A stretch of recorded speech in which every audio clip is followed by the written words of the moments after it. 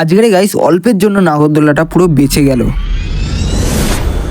আজকের আমাদের এখানে মানে ভাঙড়ে বই মেলার শেষ দিন, তাই সন্ধ্যের দিকে রেডি হয়ে প্রীতমের বাড়ি চলে গেলাম। আর এদিকে রাকেশ দাও চলে এসছে। ভাঙড়ে লোয়ার ব্রিজটা পার করছিলাম, তো ব্রিজের মাঝখানে এসে বিশাল আওয়াজ হচ্ছিল, একটাই ভয় লাগছিল ভেঙে না জলে পড়ি। তো ওখান থেকে 10 মিনিট হাঁটার পর ফাইনালি বই মেলায় গেটের সামনে চলে আসলাম। মাঠের মাঝখানে এসে আমি তো গাইস দেখে পুরো অবাক, আজকের প্রচুর পরিমাণের লোক এসছে, হয়তো আজকে শেষ দিন। তাই তো একটা বইয়ের দোকানে চলে গেলাম, কারণ আমাদের সঙ্গে কয়েকটা দাদা এসেছিল, তারা কটা বই কিনবে। তাই তা বলে কিন্তু গাইস আমি একটা বই কিনিনি, কারণ এখানে বইয়ের দাম শুনে গাইস আমার পকেটের দিক থেকে সিগন্যাল মারছিল। তো এইদিকে ঘোরা হয়ে গেলে মেলায় ভেতরে চলে গেলাম। আর এইদিকে দেখো আজকে মেলা শেষ বলে নাগরদোলার লাইট সবই খুলে নিয়েছে। তো এই দিক থেকে একটা বোনের জন্য খেলনা কিনে নিলাম। তো গাইস ভেবেছিলাম শেষ মেলায় হয়তো খেলনার দাম কম নেবে, গাইস মেলা শেষ বলে আরো 10 টাকা বাড়িয়ে দিয়েছে। তো আমি এখন বাড়ি যাই। তোমরা চ্যানেলে নতুন হয়ে থাকলে সাবস্ক্রাইব করে দিও, আর তোমরা যদি আমার এই ভিডিওটা ফেসবুক বা ইনস্টাগ্রাম থেকে দেখো তাহলে ফলো করে দিও।